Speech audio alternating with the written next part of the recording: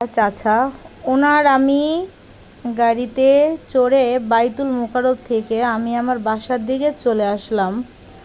আসার পরে ওনার দৃশ্যগুলো দেখার পর আমি এক জায়গায় দাঁড়িয়ে ওনাকে অনেক কথা জিজ্ঞেস করলাম, এই বয়সে কেন রিক্সা চালান? উনি বলছেন না সিঙ্গাপুরে 2 ছেলে থাকে, তারপরও ওনার নাকি এটা চালাইতে ভালো লাগে। ওনার একটা মেয়ে আছে, 2 ছেলে সিঙ্গাপুর, 1 মেয়ের সংসারে গরিব, তাকে রিক্সা চালাইয়ে দিনে 600 টাকা হাতে দিতে হয়। তার 2টা সন্তান আছে।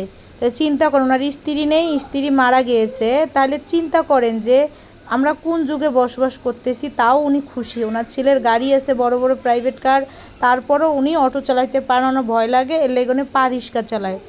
চিন্তা করেন ভাই, ছেলে সিঙ্গাপুর যদি থাকে, বাবারে এই বসে কেন রিক্সা চালাইতে দেবে? আমার প্রশ্ন একটাই, বাবার একটা ব্যবসা বাণিজ্য ধরাই দিবে, বাবার সেইটা বয়স হয়ে গেছে, এখন সেটাই কাজ করে খাবে। আমার বাবা রিক্সা চালাবে, এখন আমি সিঙ্গাপুরে বসে থাকবো? আমার তো লজ্জা থাকা উচিত, তাই না? কিন্তু কেন মানুষ বোঝে না? আর এই বৃদ্ধ লোকে এখনও বলে তার রিক্সা চালাইতে অনেক ভালো লাগে। এটা কোনো কথা? কিভাবে বিশ্বাস করা যায় গাইস? একটু আপনারা নিজেই একটু ধারণা করেন, মনের কাছে জিজ্ঞাসা করেন। এখন আমার আর কোনো বলার ভাষা নেই যে আমি আর কি বলতে পারি। তারপরও ওনায় রাস্তা পথ কিছু চিনে না, আমার আরেক জায়গার কথাকে আরেক জায়গায় নামাই দিছে। আমি রাগ না করে ভাড়া বেশি টাকা দিয়ে আমি নাইমে চলে গেছি।